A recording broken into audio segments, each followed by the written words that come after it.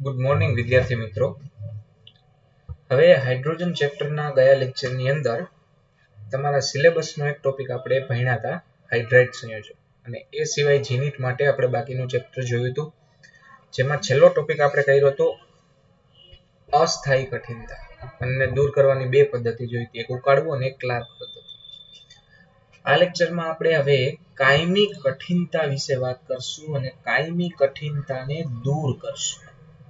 બરાબર, જોવો જોઈએ. કાયમી કઠિનતા પાણીમાં રહેલા કેલ્શિયમ અને મેગ્નેશિયમના ક્લોરાઇડ અને સલ્ફેટ સ્વરૂપના દ્રાવ્ય ક્ષારોને કારણે હોય છે. એટલે ઉકાળવાથી તમે એને કાઢી ના શકો. કયા કયા? કેલ્શિયમ ક્લોરાઇડ ને કેલ્શિયમ સલ્ફેટ, મેગ્નેશિયમ ક્લોરાઇડ ને મેગ્નેશિયમ સલ્ફેટ. આ ક્ષાર ઉકાળવાથી નીકળતા નથી. જોવો જોઈએ, કાયમી કઠિનતાને ઉકાળવાથી દૂર કરી શકાતી નથી, એટલે એને નીચે મુજબની પ્રવૃત્તિ વડે અલગ કરવા પડે છે. જેમ કે સૌથી પહેલી પ્રવૃત્તિ તમને આપેલી છે, ધોવાના સોડાનો વપરાશ કરીને. કઈ વસ્તુ? ધોવાના સોડા, એટલે કે સોડિયમ કાર્બોનેટના વપરાશથી. ચાલો, ધોવાના સોડા કઠિન પાણીમાં દ્રાવ્ય કેલ્શિયમ અને મેગ્નેશિયમ સલ્ફેટ અને ક્લોરાઇડને અદ્રાવ્ય કાર્બોનેટમાં રૂપાંતરિત કરાવે છે. એટલે કે MgCO3 અને CaCO3 માં એને બદલાવી નાખે છે. પછી SO4 હોય કે Cl2. બરાબર, જોવો જોઈએ છે. અને તમારો જે ક્લોરાઇડ હતો એ NaCl સ્વરૂપે એમાંથી છૂટો પડી જાય. રેડી? આ ધોવાના સોડાના ઉપચારથી. પછી બીજી પદ્ધતિ છે કાલ્ગોન પદ્ધતિ. ખાસ યાદ રાખજો, મોસ્ટ આઈએમપી પદ્ધતિ છે જીનીટ માટે. કાલ્ગોન પદ્ધતિ. Sodium હેક્ઝામેટાફોસ્ફેટ Na6P6O18. અણુસૂત્ર ખાસ યાદ રાખજો, સોડિયમ હેક્ઝામેટાફોસ્ફેટ Na6P6O18, જેને કાલ્ગોન તરીકે ઓળખવામાં આવે છે. તેને કઠિન પાણીમાં ઉમેરતા નીચે પ્રમાણે પ્રક્રિયા થાય. તમે કઠિન પાણી નાખો એટલે કેલ્શિયમની જગ્યાએ સોડિયમ આવી જશે. આ શું કરે? બે સોડિયમ પ્લસ મુક્ત કરશે, એ તમારા ધન આયનને બદલાવી બહાર નીકળી જશે અને કેલ્શિયમ એની જગ્યાએ કરી જાય અંદર. અને Na પ્લસ છે આની જેમ જ Cl માઇનસ સાથે જોડાઈ જાય, અથવા તો SO4 સાથે જોડાઈ જાય. સમજાણું? એટલે તમારી કઠિન જે કાયમી કઠિનતા હતી એ નીકળી છે. ક્લિયર? બરાબર, તો આ પ્રક્રિયાઓ યાદ રાખજો. બે સોડિયમ આયન મુક્ત થશે, એની જગ્યાએ કેલ્શિયમ કે મેગ્નેશિયમ એની જગ્યા લઈ લેશે. બે સોડિયમ આયન છે, બે ક્લોરીન થતો એક SO4 સાથે જોડાય છે. બરાબર, ચલો. આ સંકીર્ણ ઋણ આયન Mg+2 અને Ca+2 ને દ્રાવણોમાં રાખે છે. ચાલો, એના પછી ત્રીજી પદ્ધતિ છે આયન વિનિમય પદ્ધતિ. સેમ વસ્તુ કરવાની છે. તમે કાલ્ગોન લીધું હતું, એની જગ્યાએ હવે હું ઝિયોલાઇટ લઈશ. ક્લિયર? ઝિયોલાઇટ લઈશ એટલે એની સાથે સોડિયમ જોડાયેલું હોય, સોડિયમ બહાર નીકળી જાય અને આપણો ધાતુ જે છે ને, એ ધાતુ ત્યાં જોડાઈ જાય. જોવો જોઈએ, આ પદ્ધતિને ઝિયોલાઇટ અથવા તો પરમ્યુટેટ પદ્ધતિ પણ કહે છે. જળયુક્ત સોડિયમ એલ્યુમિનિયમ સિલિકેટને ઝિયોલાઇટ અથવા તો પરમ્યુટેટ કહેવામાં આવે છે. જળયુક્ત સોડિયમ એલ્યુમિનિયમ સિલિકેટ, NaAlSiO4. બરાબર, જીઓલાઇટ તરીકે ઓળખાય ને, એના માટે Z લખેલું છે.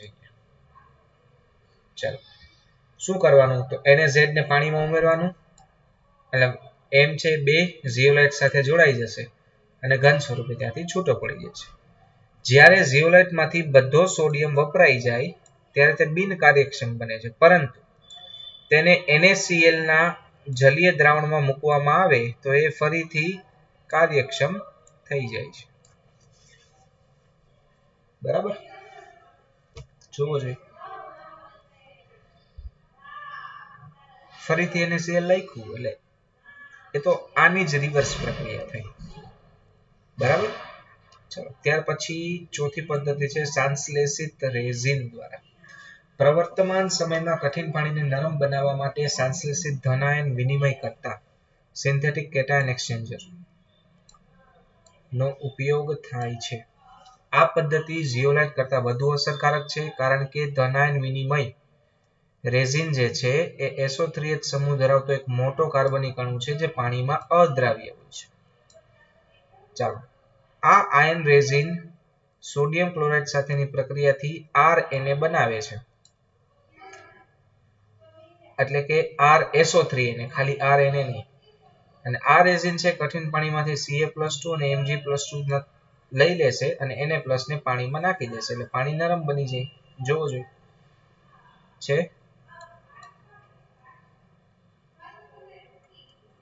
RSO3Na એમ આવે, અહીંયા ભૂલ છે નહીં.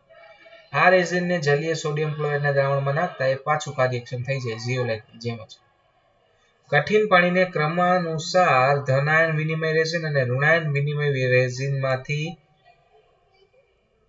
પસાર કરવાથી પાણીમાં રહેલા બધા દ્રાવ્ય ખનિજો દૂર થઈ શુદ્ધ વિખનિજિત પાણી એટલે ડીમિનરલાઇઝ્ડ વોટર અને અથવા તો વિઆયનીકૃત ડીઆયોનાઇઝ્ડ વોટર મળે છે. એટલે એની અંદરથી બધા જ પ્રકારના ધાતુ આયનો અને બધા જ પ્રકારના ઋણ આયન બહાર. બરાબર. ચાલો, ધન આયન વિનિમય પદ્ધતિમાં H+ આયનનો વિનિમય પાણીમાં રહેલા Na+, Ca+2 અને Mg+2 દ્વારા કરાય છે, જ્યારે અન્ય ધન આયનો ફેરવી શકાય છે. આ પદ્ધતિમાં પ્રોટોન મુક્ત થાય છે, જ્યારે ઋણ આયન વિનિમય પદ્ધતિની અંદર OH- જોડવામાં આવે, જેમ કે RNH2 લીધું છે એટલે RNH3+ OH- બન્યું, પાણી સાથે જોડાયું હોય, અને એ X ને લઈ લેશે અને OH ને અંદર જવા દેશે એટલે ACl- HCO3- SO4- ને બદલાવશે. છે ને એકદમ સહેલી વસ્તુ મેં કીધું એ રીતે. અને આ H+ OH- H2O બનાવી નાખે. આમ બિન કાર્યક્ષમ થયેલા ધન આયન અને ઋણ આયન અનુક્રમે મંદ એસિડ અને મંદ બેઝમાં રાખવાથી ફરીથી કાર્યક્ષમ થઈ જાય છે. ચાલો, તો અહીંયા પાણીનું શુદ્ધિકરણ પૂરું થાય છે કે પાણીને શુદ્ધ કેવી રીતે કરવું. બરાબર. હવે પછીનો આપણો ટોપિક છે હાઇડ્રોજન પેરોક્સાઇડ. બરાબર.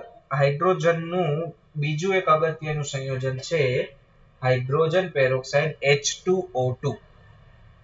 જેમ H2O હતું એવી જ રીતે H2O2 જોવો જોઈએ. હાઇડ્રોજન પેરોક્સાઇડ એ ઘરેલું અને ઔદ્યોગિક એકમોમાંથી બહાર છોડવામાં આવતા નકામા પ્રવાહીના પ્રદૂષણ મુક્ત ઉપચાર માટે વપરાતું અગત્યનું રસાયણ છે. આપણે ઘરમાંથી અને ઉદ્યોગોમાંથી જે કોઈ પણ નકામા પ્રવાહી જે પ્રદૂષણ ફેલાવે છે એને મુક્ત કરીએ છીએ, એ પ્રવાહીને પ્રદૂષણ મુક્ત કરવા એટલે એને પ્રદૂષણ ફેલાવતું અટકાવવા માટે હાઇડ્રોજન પેરોક્સાઇડ વપરાય છે. બરાબર. ચાલો, સૌથી પહેલા આપણે એની બનાવટ આ સિલેબસમાં છે. હાઇડ્રોજન પેરોક્સાઇડની બનાવટ તમારા સિલેબસમાં છે એટલે મોસ્ટ આઈએમપી છે, ખાસ ધ્યાન આપજો. પહેલી પદ્ધતિ barium peroxide BaO2 into 8H2. આ બેરિયમ પેરોક્સાઇડનું અણુસૂત્ર છે ને એસિડિક બનાવી પાણીના વધારા જથ્થાનું નીચા દબાણે બાષ્પીભવન કરી હાઇડ્રોજન પેરોક્સાઇડ મેળવે છે. સિમ્પલ છે. અહીંયાથી BaSO4 બની જશે અને H2O2 બની જશે, અને જે 8H2O છે બરાબર એને ગરમ કરી એનું બાષ્પીભવન કરી નાખવું. સમજાઈ ગયું? ઊંચી વિદ્યુત પ્રવાહ ઘનતા એ એસિડિક સલ્ફેટ દ્રાવણનું વિદ્યુત વિઘટનીય ઓક્સિડેશન થઈ પેરોક્સો ડાયસલ્ફેટ મળે છે, જેનું જળ વિભાજન થઈ હાઇડ્રોજન પેરોક્સાઇડ મળે છે. હવે પેરોક્સો ડાયસલ્ફેટ શું છે? તમારી પાસે HSO4- છે. હવે સલ્ફર દ્વિબંધમાં ઓક્સિજન એક OH અને એક O-.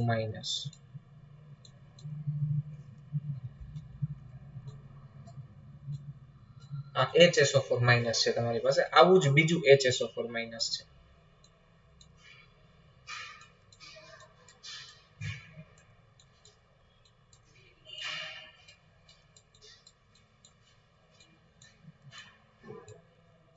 બરાબર. હું આ બેને ફ્લિપ કરી નાખું છું.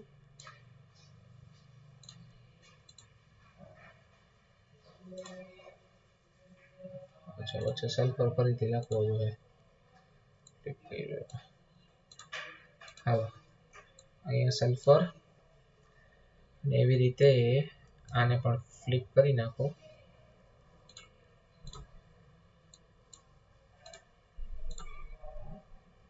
અહીંયા અત્યારે આ રીતે લખવું તો એને ઊંધું કરીશ એટલે સલ્ફર થઈ જશે. બરાબર, રેડી. જો હવે શું કરવાનું કીધું છે, જો ઊંચા વિદ્યુતીય પ્રવાહ ઘનતાને કારણે તમારી પાસે જે બે HSO4- છે એ બંને જોડાઈ જશે. એટલે કે એમાંથી ઇલેક્ટ્રોન મુક્ત, શું મુક્ત થયું? એમાંથી ઇલેક્ટ્રોન મુક્ત થાય છે.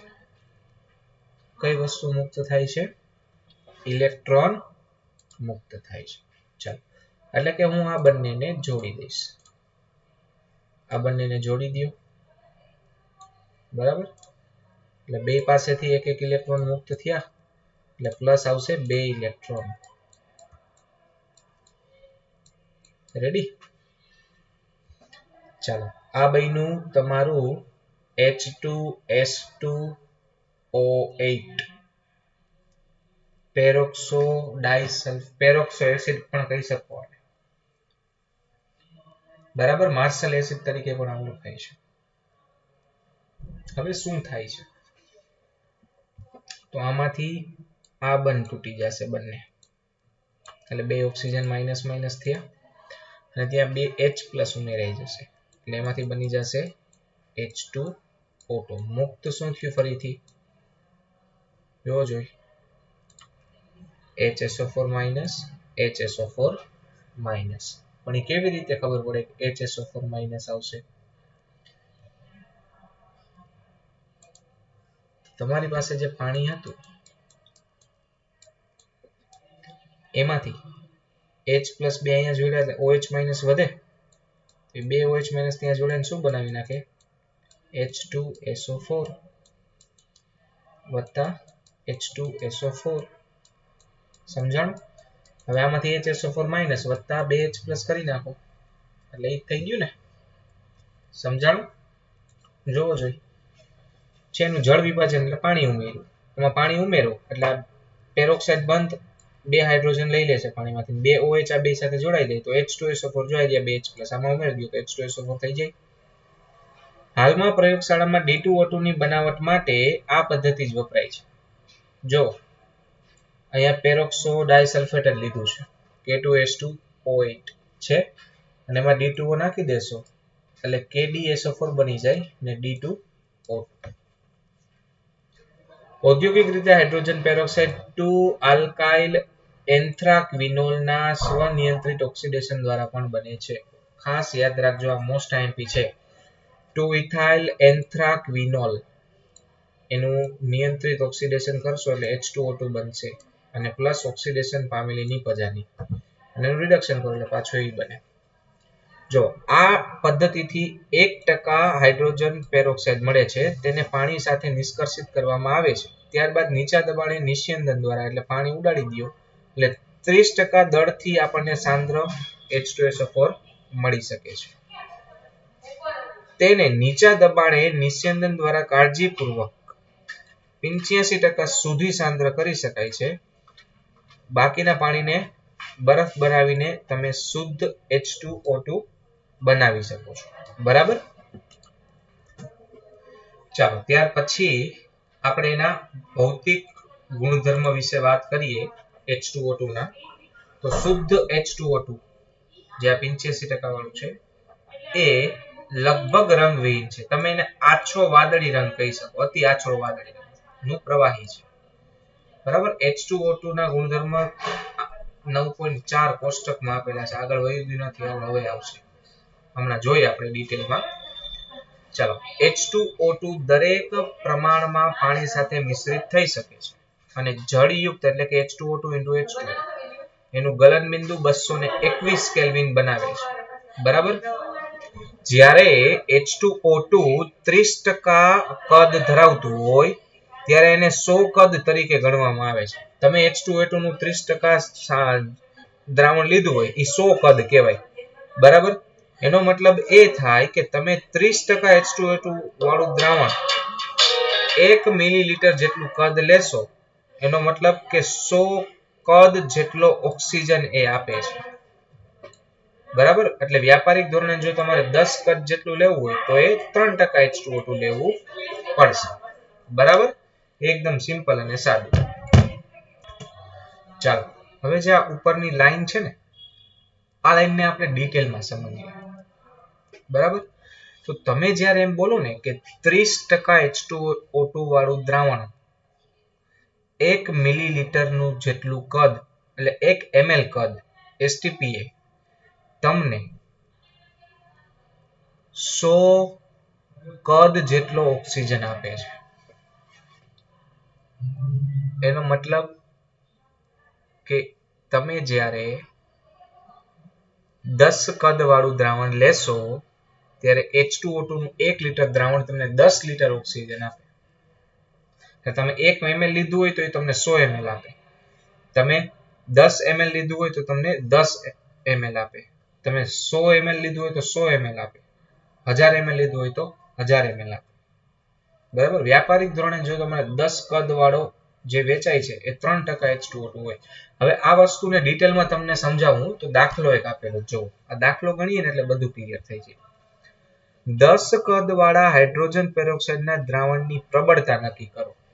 હાલો, 10 કદ વાળા હાઇડ્રોજન પેરોક્સાઇડની પ્રબળતા. હાલો, સૌથી પહેલી વસ્તુ 10 કદ એટલે કે એ તમને 10 લીટર ઓક્સિજન આપવો જોઈએ. કેટલા લીટર? 10 લીટર. હવે તમે પ્રક્રિયા લખો જોઈએ. તો તમે જ્યારે H2O2 2 મોલ લેશો ત્યારે એમાંથી 1 મોલ O2 બને અને 2 મોલ H2O. એકદમ સિમ્પલ ને સાદો હિસાબ તમને સમજાવું છું. મતલબ કે જ્યારે તમે 68 ગ્રામ 68 કે 64 એક જ મિનિટ 32 નું 64 64 ને 2 66 સોરી 68 નું H2O2 એટલે 32 વત્તા 34 સોરી તમે 34 ગ્રામ H2O2 લીધું એવા 2 મોલ છે. ટોટલ તમે H2O2 લીધું 68 ગ્રામ. ત્યારે તમને 22.4 લીટર ઓક્સિજન મળે. એકદમ સિમ્પલ ને સાદો હિસાબ. બરાબર? કેટલું ઓક્સિજન મળશે? 22.4 લીટર. તમારે કેટલા લીટર જોઈશે? મારે તો 10 લીટર જોઈશે. તો કેટલો H2O2 જોશે? હાલો જોઈએ. સિમ્પલ અને સાદો હિસાબ. તો 68 ગુણ્યા 10 ના છેદમાં 22.4. ચાલો, એટલે 680 ભાગ્યા 22.4. 680 ભાગ્યા 22.4 એટલે તમારો જવાબ આવશે 30.36 ગ્રામ. આટલા ગ્રામ H2O2 તમે 1 લીટરમાં ઓગાળો તો તમારા H2O2 ની પ્રબળતા કેટલી થઈ? પ્રબળતા એટલે કે ગ્રામ પ્રતિ લીટરમાં હોય પ્રબળતા. 1 લીટરમાં ઓગાળો તો તમારી પ્રબળતા થાય 30.36 ગ્રામ પ્રતિ લીટર. રેડી? ત્યારે તમને 10 કદ વાળો મળે છે. જવાબ ઈ જોવો જોઈએ. સમજાણું? હવે તમને H2O2 ની અમુક ખાસિયતો આપેલી છે અહીંયા.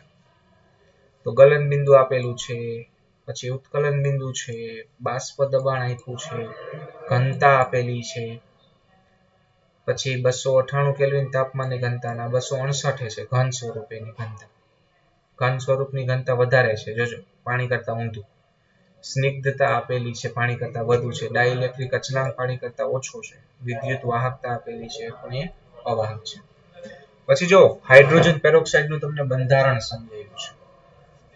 સિમ્પલ અને સાદું બંધારણ છે. સૌથી પહેલા તો એ અસમતલીય બંધારણ ધરાવે છે. કેવું? અસમતલીય. અને વાયુ અવસ્થામાં અને ઘન અવસ્થાના અલગ અલગ છે. જો H2O2 વાયુ સ્વરૂપે હોય તો એનો બંધ કોણ ઘટી જાય છે. 94.8 હતો એ ઘટીને 101 સોરી ઘન અવસ્થામાં વધી જાય છે 101.9 થાય, વાયુ અવસ્થામાં ઘટી જાય. જ્યારે સમતલનો બંધ કોણ હશે? વાયુ અવસ્થામાં સમતલનો બંધ કોણ વધુ હશે 111.5, જ્યારે ઘન અવસ્થામાં એ ઓછો હશે 90.2. વાયુ અવસ્થામાં બંધ લંબાઈ ટૂંકી થઈ જશે 95 pm ઓક્સિજન હાઇડ્રોજન, જ્યારે ઘન અવસ્થામાં લાંબી થઈ જાય 98.8. બરાબર. સમતલની અંદર વસ્તુઓ અહીંયા ઓક્સિજન બંધ લંબાઈ વધી ગઈ કેમ કે અબંધકારક ઇલેક્ટ્રોન યુગ્મનું અપાકર્ષણ, જ્યારે અહીંયા એ ઘન અવસ્થામાં નજીક હશે એટલે 145.8 pm. બરાબર. સમજાવું છું ખાલી, આ યાદ નથી રાખવાનું કે. હવે હાઇડ્રોજન પેરોક્સાઇડ છે એ એસિડિક અને બેઝિક માધ્યમમાં ઓક્સિડેશન કરતા રિડક્શન કરતા બંને તરીકે કામ કરે, અને એની પ્રક્રિયાઓ આપણે જોઈ હતી. સૌથી પહેલા ચાલો એસિડિક માધ્યમમાં વાત કરીએ. ઓક્સિડેશન અસર. એસિડિક માધ્યમમાં હાઇડ્રોજન પેરોક્સાઇડ ઓક્સિડેશન કરે એવું બતાવ્યું છે. જોવો જોઈએ તો Fe+2 ને Fe+3 માં બદલાવે તો પોતે H2O માં રૂપાંતર પામે. જોવો એટલે એનું રિડક્શન પોતાનું. પછી PbS ને PbSO4 માં બદલાવે તો પોતે H2O માં રૂપાંતર પામે છે. હવે એસિડિક માધ્યમમાં રિડક્શન તો હવે ઊંધું થશે. Mn+7 ને Mn+2 માં બદલાવ્યું તો પોતે O2 સ્વરૂપે છૂટું પડી ગયું. એવી રીતે HOCl માંથી Cl- કરી નાખ્યું, Cl+ માંથી Cl- અને પોતે O2 સ્વરૂપે છૂટું પડી ગયું છે. આ બધી પ્રક્રિયાઓ આપણે જોઈ ગયા છીએ ઓલરેડી, સંતુલિત કરી લીધી. અને આ યાદ રાખવાની છે. આ ટોપિક તમારી ટેક્સ્ટ બુકમાં છે, ખાસ યાદ રાખજો. હાઇડ્રોજન પેરોક્સાઇડ નો આ ટોપિક તમારી ટેક્સ્ટ બુકમાં છે, ખાસ યાદ રાખવાનો છે. ચાલો, બેઝિક માધ્યમમાં ઓક્સિડેશન તો Fe+2 ને Fe+3 માં બદલાવે પોતે OH, એસિડિક માં H2 માં બદલે, બેઝિક માં પોતે OH- માં બદલે. જો Mn+2 માંથી Mn+4 તો પોતે OH- માં બદલી જાય છે. એવી રીતે બેઝિક માધ્યમમાં રિડક્શન તો રિડક્શનમાં તો O2 જ થાય એટલે I2 માંથી I- કર્યું પોતે O2 સ્વરૂપે. MnO4- નું MnO2 કરી નાખ્યું તો એ પોતે O2 સ્વરૂપે. રેડી? હવે H2O2 નો સંગ્રહ ક્યાં કરવાનો? તો સૌથી પહેલા તો પ્રકાશની ગેરહાજરીમાં, કેમ કે જો પ્રકાશના સંપર્કમાં આવે તો એનું વિઘટન થવા માંડે છે O2 સ્વરૂપે. એટલે કે ધાતુની સપાટી અથવા તો અલ્પ માત્રામાં રહેલા બેઝ ઉપરની પ્રક્રિયાને ઉદ્દીપિત કરે છે. તેથી તેને મીણનું સ્તર ચડાવેલ કાચ કે પ્લાસ્ટિકના પાત્રમાં અંધારામાં રાખવામાં આવે છે. ખાસ યાદ રાખજો. યુરિયાને તેમાં સ્થાયીકારક તરીકે ઉમેરવામાં આવે છે. યુરિયા એમાં નાખશો એટલે એનું ઝડપથી વિઘટન થશે નહીં. બરાબર. તેને ધૂળના કણથી દૂર રાખવામાં આવે છે કારણ કે ધૂળ હાઇડ્રોજન પેરોક્સાઇડના વિસ્ફોટકીય વિઘટનને પ્રેરિત કરે છે. ધૂળ એક ઉદ્દીપક તરીકે કામ કરે અને વિસ્ફોટ સાથે હાઇડ્રોજન પેરોક્સાઇડ છે એ વિઘટન પામે. હવેના ઉપયોગ H2O2 ક્યાં વપરાય? રોજિંદા જીવનમાં H2O2 નો ઉપયોગ વાળના રંગનાશક તરીકે, એટલે વાળને બ્લીચ કરવા માટેનો ઉપયોગ થાય. મંદ સંક્રમણ હારક એટલે કે ડિસઇન્ફેક્ટન્ટ તરીકેનો ઉપયોગ થાય. તે જીવાણુનાશી એટલે કે એન્ટિસેપ્ટિક તરીકે વપરાય છે. અને બજારમાં પરહેડ્રોલના નામથી આપણને મળે છે. પરહાઇડ્રોલ. બરાબર. તે સોડિયમ પરબોરેટ અને સોડિયમ પરકાર્બોનેટ જેવા રાસાયણિક સંયોજનો માટે ઉપયોગી છે. આ રસાયણો ઊંચી ગુણવત્તાના પ્રક્ષાલકો બનાવવામાં વપરાય. પ્રક્ષાલકો એટલે કે ડિટર્જન્ટ. ત્યાર પછી હાઇડ્રોક્વિનોન, ટાર્ટરિક એસિડ અને કેટલાક ખાદ્ય પદાર્થો અને ઔષધો જેમ કે સિફેલોસ્પોરિન એના સંશ્લેષણમાં વપરાય છે. આ મોસ્ટ આઈએમપી જીનીટમાં. કાપડ, કાગળનો માવો, ચામડું, તેલ, ચરબી વગેરે માટે રંગનાશક એટલે બ્લીચિંગ માટે વપરાય. અને વર્તમાન સમયમાં તે પર્યાવરણીય એટલે કે ગ્રીન કેમિસ્ટ્રીમાં ઉપયોગી છે. ઘરેલું અને ઔદ્યોગિક એકમમાંથી બહાર નીકળતા કચરાને પ્રદૂષણ મુક્ત કરવા અને સાયનાઇડ સંયોજનોના ઓક્સિડેશન માટે વપરાય, એટલે ઝેરી ન રહે એ વસ્તુ. અને કચરામાં જારક પરિસ્થિતિના પુનઃસ્થાપન માટે H2O2 વપરાય છે. બરાબર. ચાલો, ત્યાર પછીનો આપણો ટોપિક છે ભારે પાણી. એટલે કે D2O. જેમ તમે H2O વાપરો છો એવું જ D2O છે. ભારે પાણીનો ઉપયોગ ન્યુક્લિયર રિએક્ટરમાં ન્યુટ્રોન મંદક તરીકે થાય અને વિનિમય પ્રક્રિયાઓની ક્રિયાવિધિના અભ્યાસ માટે થાય છે. તેનું ઉત્પાદન પાણીના સંપૂર્ણ વિદ્યુત વિભાજન દ્વારા અથવા કેટલાક ખાતરોના ઉદ્યોગમાં ઉપપેદાશ તરીકે મળે છે. જોવો જોઈએ CaC2 કેલ્શિયમ કાર્બાઇડની D2O સાથે પ્રક્રિયા આપેલી છે, જેનાથી C2D2 મળે છે. હાઇડ્રોજનની જેમ જ પ્રક્રિયા છે. SO3 ની પાણીમાં ઓગાળો તો ત્યાં H2SO4 બનતું હતું, હવે D2SO4. એલ્યુમિનિયમ કાર્બાઇડ તમને મિથેન આપશે તો અહીંયા એ ડ્યુટેરેટેડ મિથેન આપે. બરાબર, આ એના રાસાયણિક ગુણધર્મો. હવે ઈંધણ તરીકે ડાયહાઇડ્રોજન એક બળતણ તરીકે, તો આ તો તમને ખબર જ છે અને આમાં આપણે ટાઈમ બગાડવાનો નથી. બરાબર, આ તમે વાંચી લેજો. ઓલરેડી ચેપ્ટર પૂરું થઈ ગયું છે આપણું અને આ જે ટોપિક છે આ ટોપિક સિલેબસમાંથી નીકળી ગયો, ચાલો છતાંય જોઈ લઈએ. ડાયહાઇડ્રોજન દહન દરમિયાન અધિક માત્રામાં ઉષ્મા ઉત્પન્ન કરે છે. ડાયહાઇડ્રોજન મિથેન અને એલપીજી વગેરે ઈંધણના સમાન જથ્થાના દહનથી મુક્ત થતી ઉર્જા કોષ્ટકમાં આપી જોઈ છે. પ્રતિમોલ ડાયહાઇડ્રોજન જો સૌથી વધુ મુક્ત કરે વાયુ અવસ્થામાં પ્રવાહીમાં, જ્યારે એલપીજી મિથેન વાયુ ઓક્ટેન, એમાં ઓક્ટેન છે પ્રવાહી અવસ્થામાં સૌથી વધુ મુક્ત કરે છે 1 મોલ. હવે પ્રતિ ગ્રામ ગણો જોઈએ તો પ્રતિ ગ્રામ સૌથી વધુ ઉર્જા ડાયહાઇડ્રોજનની છે અને પ્રતિ લીટર ગણો તો 1 લીટરમાં સૌથી વધુ વાયુ અવસ્થામાં તો ઓછો હમાય, પ્રવાહી અવસ્થામાં 9959 છે, જ્યારે ઓક્ટેન પ્રવાહી અવસ્થામાં, ઓક્ટેન એટલે કે પેટ્રોલ 34005. ચાલો, કોષ્ટક પરથી સ્પષ્ટ છે કે ડાયહાઇડ્રોજન તેને સમાન દ્રવ્યમાન ધરાવતા પેટ્રોલ કરતા 3 ગણું વધારે ઉર્જા મુક્ત કરી શકે છે. વધુમાં ડાયહાઇડ્રોજનના દહન દરમિયાન પ્રદૂષકનું પ્રમાણ પેટ્રોલ દરમિયાન થતા ઓછું છે. ડાયહાઇડ્રોજન દ્વારા ઉત્પન્ન થતા પ્રદૂષકમાં માત્ર ડાયનાઇટ્રોજનના ઓક્સાઇડ જ હોય છે. બરાબર, જો ડાયહાઇડ્રોજન સાથે ડાયનાઇટ્રોજનની અશુદ્ધિ હોય એના લીધે. અને ગેસના સિલિન્ડરમાં થોડા પ્રમાણમાં પાણીને દાખલ કરવાથી તાપમાનના ઘટવાને કારણે ડાયનાઇટ્રોજન અને ઓક્સિજન વચ્ચે પ્રક્રિયા થતી નથી. એટલે તમે જે ડાયહાઇડ્રોજનનો ગેસનો સિલિન્ડર લીધો એમાં થોડું પાણી રાખેલું હોય પહેલેથી, તો એ ડાયનાઇટ્રોજન ઓક્સિજન સાથે પ્રક્રિયા નહીં થવાની. જોકે ડાયહાઇડ્રોજન વાયુને જે પાત્રમાં રાખવામાં આવે તેને દળને ધ્યાનમાં લેવું જોઈએ, કારણ કે સંકોચિત ડાયહાઇડ્રોજન વાયુના પાત્રનું વજન સમાન જથ્થામાં ઉર્જા પ્રાપ્ત થાય તેટલા માટે પાણીની પેટ્રોલની ટાંકીના વજન કરતા 30 ગણું વધારે વજન હોય છે. આ વજન સૌથી મોટો આપણા માટે પ્રોબ્લેમ છે. બરાબર, ડાયહાઇડ્રોજન વાયુ 20 કેલ્વિન તાપમાને ઠંડા પડી પ્રવાહીમાં રૂપાંતર પામે છે, તેથી મોંઘી અવાહક ટાંકીઓની આવશ્યકતા રહે છે. એટલે એની ટાંકી પહેલા તો મોંઘી બને. NaNi5, TiTiH2, MgMgH2 વગેરે જેવી મિશ્ર ધાતુની બનેલી ટાંકીઓનો ઉપયોગ ડાયહાઇડ્રોજનના ઓછા જથ્થાનો સંગ્રહ કરવા માટે, વધારે નહીં ઓછા. આ મર્યાદાઓના લીધે ડાયહાઇડ્રોજન હજી સુધી આપણે ઈંધણ તરીકે નથી વાપરી શકતા.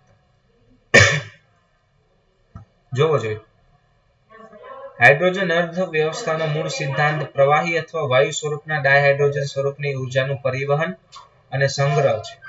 એટલે આપણે આ જે ઉર્જા છે એનું યોગ્ય સ્વરૂપમાં પરિવર્તન કરવાનું છે અને એનો સંગ્રહ કેવી રીતે કરવો એ જરૂરી છે. એનો ફાયદો શું છે તો ઉર્જાનું સંચરણ વિદ્યુતના રૂપમાં નહીં પણ ડાયહાઇડ્રોજનના રૂપમાં થાય છે. આપણા દેશના ઇતિહાસમાં પહેલીવાર ઓક્ટોબર 2005માં સ્વયં સંચાલિત વાહનમાં ડાયહાઇડ્રોજનનો બળતણ તરીકે ઉપયોગ કરવાનો નાના પાયા પરનો પ્રોજેક્ટ શરૂ કર્યો. શરૂઆતમાં 4 પૈડાવાળા વાહનોમાં 5% ડાયહાઇડ્રોજન મિશ્ર કરી અને સીએનજી ઉપયોગમાં લેવામાં આવતો હતો. ત્યારબાદ ડાયહાઇડ્રોજનનું ટકાવાર પ્રમાણ ધીરે ધીરે વધારી અનુકૂળ પ્રમાણ સુધી એને પહોંચી શકાશે. અત્યારે 5% છે.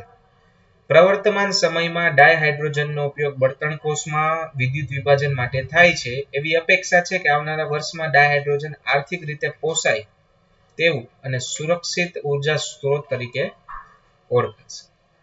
ચાલો, તો અહીંયા તમારું ચેપ્ટર નંબર 9 પૂરું થાય છે. 3 લેક્ચરમાં થઈ ગયું પૂરું, બરાબર.